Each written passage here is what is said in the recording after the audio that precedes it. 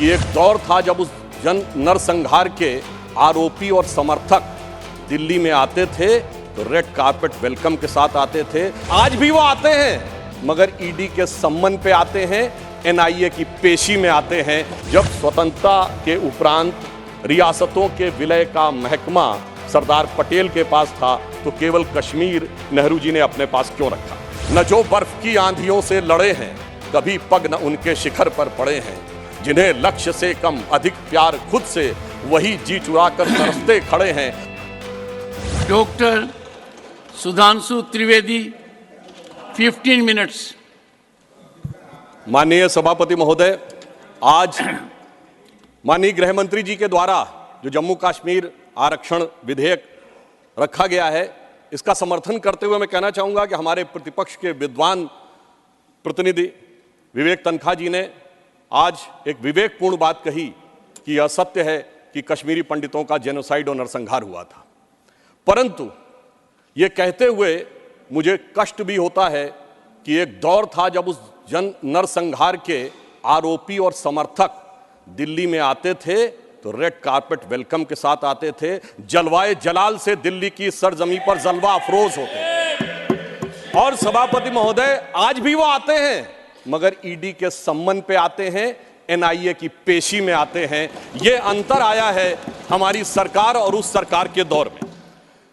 जम्मू कश्मीर के सामने स्वतंत्रता के बाद से अगर मैं कहूं तो एक मिश्रित भावना आती है, क्योंकि हम कहते हैं कि भारत दुनिया का सबसे प्राचीनतम राष्ट्र है, मोस्ट एंशिएंट सिविलाइजेशन है, लिविंग सिविलाइजेशन। उत्तर से दक्षिण तक सारे राज्यों के नाम बदल गए, एक ही राज्य है जिसका प्राचीन काल में जो नाम था नीलमत पुराण में यदि कश्मीर था तो आज भी कश्मीर है। परंतु दुख की बात यह है कि स्वतंत्रता के 75 वर्ष बाद, मतलब 2019 से पहले तक वो समाधान ही नहीं हो पाया था। समाधान के लिए इतना लंबा समय लगाना पड़ा। वो ट्रांजिएंट एंड टेम्परेरी फेज के लिए आह को चाहिए एक उम्र असर होने तक 3 पीढ़ियां गुजर गईं। तब जाके जब हमारे गृह मंत्री अमित शाह जी ने और प्रधानमंत्री श्री मोदी जी ने वो हिम्मत दिखाई तो अगस्त 2019 में उससे मुक्ति मिली। जो गृह मंत्री जी ने आरक्षण का विषय रखा है, जब ये बात हम करते हैं तो हमारे हृदय में एक अलग वेदना उत्पन्न होती है, क्योंकि पहली बार अब जाके 2019 के बाद वाल्मीकि समाज को अपना वह समुचित स्थान मिला है। दुख की बात है कि स्वतंत्रता के बाद इस देश में एक ऐसी व्यवस्था थी जहां जन्म से यह तय था कि जिस व्यक्ति ने जो व्यवसाय किया है, यदि वह सफाई कर्मचारी थे तो उनके बेटे बेटी सफाई कर्मचारी ही रहेंगे, चाहे वो पीएचडी क्यों न कर लें। सोचिए, ऐसी अन्यायपूर्ण व्यवस्था स्वतंत्र भारत में चलती रही और उससे मुक्ति का मार्ग अब जाकर प्रशस्त हुआ है। एक वो थे जिन्होंने वाल्मीकि समाज के साथ यह किया। एक हमारी सरकार है कि जब भव्य श्री राम मंदिर बन रहा है तो उस परिसर में महर्षि वाल्मीकि का भी एक मंदिर बन रहा है। ये हमारी सोच और उनकी सोच में यह अंतर है। कल्चरल एस्पेक्ट पे अगर हम देखें तो दिवाली शारदा देवी टेम्पल में 75 साल के बाद पहली बार मनाई गई है और कश्मीरी पंडितों का प्रसिद्ध त्यौहार नवरेह इस बार पूरे उत्साह के साथ मनाया गया है। और हमारी गवर्नमेंट आने से पहले कुल 14 लाख टूरिस्ट आते थे। 2022-23 में 2 करोड़ पर्यटक आए हैं। इससे आप समझ सकते हैं कि जम्मू कश्मीर की अर्थव्यवस्था को कितना मिला। आगे मैं एक और बात कहना चाहता हूं कि पहली बार 30 साल के बाद 27 जुलाई को शियाओं का मुहर्रम का जुलूस भी शांतिपूर्ण ढंग से और पूरे अकीदत के साथ चला। महोदय, मैं एक बात याद दिलाना चाहता हूं। मैं लखनऊ का रहने वाला हूं। वहां भी मैंने बचपन में हिंदू मुस्लिम कॉन्फ्लिक्ट नहीं सुना था, शिया सुन्नी कॉन्फ्लिक्ट सुने थे। इनकी सरकार के समय में शियाओं का जुलूस, मदे साहबा का जुलूस रोक दिया गया था।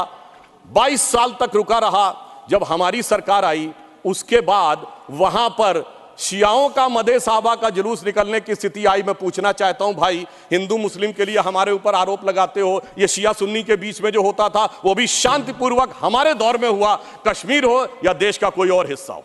यह दर्शाता है कि हमारी सरकार सभी समुदायों को समान रूप से उन्नति का अवसर देती है। और 30 साल के बाद सिनेमा हॉल खुले।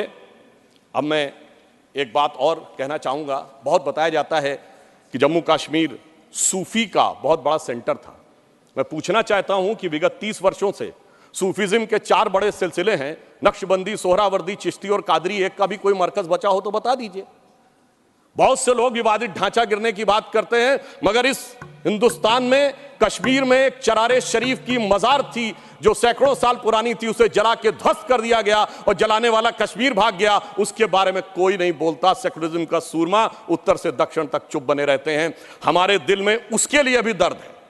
और मैं ये भी याद दिलाना चाहता हूं कि मुस्लिम समाज के लिए सबसे मुकद्दस मस्जिद हजरत बल पे नवंबर 1993 में आतंकवादियों ने कब्जा कर लिया था। ये वो भी दौर था, मगर इसके बावजूद किसी को उस दौर में खराबी नजर नहीं आती थी। आज जब सब कुछ शांतिपूर्ण और सही ढंग से चल रहा है, तब यह समस्याएं नजर आती हैं। अब मैं एक और भी बात यह कहना चाहता हूं कि 21 हाइड्रो पावर प्रोजेक्ट्स भी चल रहे हैं। G20 जिस शानदार तरीके से हुआ वो हम सब ने देखा, परंतु यहां मैं एक बात कहना चाहूंगा कि यह विषय इतना आसान नहीं था जितना समझा जाता है। जिस समय आतंकवाद शुरू हुआ था, जस्टिस नीलकंठ गंजू की हत्या उस समय हुई जब श्री राजीव गांधी जी के नेतृत्व में भारत के इतिहास की सबसे मजबूत सरकार थी। वो तो लोगों को याद होगा, मुझे याद है मान्यवर, बचपन में बहुत से लोगों को नहीं याद होगा। वर्ल्ड कप 1983 का जीतने के बाद इंडिया का पहला वनडे इंटरनेशनल कहां हुआ था? 13 अक्टूबर 1983 को श्रीनगर में, भारत और वेस्ट इंडीज के बीच में। और वहां पर भारतीय टीम के खिलाफ नारे, चलिए वो तो अलग है, पाकिस्तान जिंदाबाद के नारे, भारतीय टीम के लोगों के ऊपर चीजें फेंकी गई, पिच खोद दी गई। उस समय तो सर्वकालीन शक्तिशाली प्रधानमंत्री जिन्हें विपक्ष मानता है श्रीमती इंदिरा गांधी जी का शासन था, परंतु उसके बाद ऐसा दौर भी आया कि वो सब लोग आरोप से छूट गए। कल माननीय गृह मंत्री जी ने जब लोकसभा में कहा था, कुछ गलतियों के बारे में कहा था, तो वहां पर नेता प्रतिपक्ष ने कहा था कि साहब गलतियां अगर हैं तो इस बारे में चर्चा कर ली जाए। तो मैं सिर्फ ये बताना चाहता हूं कि अगर गलतियों की बात होगी तो बहुत सी ऐसी गलतियां हैं जिन्हें विशेष रूप से ध्यान रखने की आज आवश्यकता है। मैं सिर्फ एक दो तीन तथ्य लोगों के सामने रखना चाहता हूं। जब स्वतंत्रता के उपरांत रियासतों के विलय का महकमा सरदार पटेल के पास था, तो केवल कश्मीर नेहरू जी ने अपने पास क्यों रखा था? नंबर 2, 1946 में महाराजा हरि सिंह जी के विरुद्ध विद्रोह के आरोप में जब शेख अब्दुल्ला जेल में बंद थे, तो पंडित नेहरू स्वयं उनको छुड़ाने के लिए कश्मीर गए और वो भी गिरफ्तार हो गए। यह बात मौलाना आजाद ने अपनी किताब इंडिया विंस फ्रीडम में लिखी है कि इससे तत्कालीन कांग्रेस नेता बुरी तरीके से हतप्रभ हो गए। और इस परिस्थिति में जिस समय पाकिस्तान ने आक्रमण किया, उसे कबायली आक्रमण क्यों कहा गया, सेना का आक्रमण क्यों नहीं कहा गया? और इसके अतिरिक्त मैं यह भी कहना चाहूंगा कि जिस समय यह कश्मीर का संघर्ष हुआ, एक फैक्ट रखना चाहता हूं, उस समय तो माउंटबेटन 30 जून 1948 तक वाइसरॉय थे। भारत की सेना अध्यक्ष जनवरी 1949 तक जनरल रॉय बूचर था, और पाकिस्तान की सेना का अध्यक्ष जनवरी 1951 तक अंग्रेज था।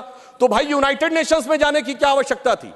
गृह मंत्री जी ने बिल्कुल सही बात कही कि भाई उनको 1 साल तक माउंटबेटन को इसलिए रोका गया था कि बचे हुए कुछ मामले रिजॉल्व करने हैं। तो भाई मैं पूछना चाहता हूं कि उनको क्या मेहमान नवाजी के लिए रखा गया था? जब यहां थे, दोनों तरफ के सेना अध्यक्ष भी अंग्रेज थे, तो यूनाइटेड नेशंस क्यों गए? इसलिए मैं कह सकता हूं एक गलती नहीं, भयंकर गलती थी, जिसका खामियाजा आज तक सरकार को भुगतना पड़ रहा है।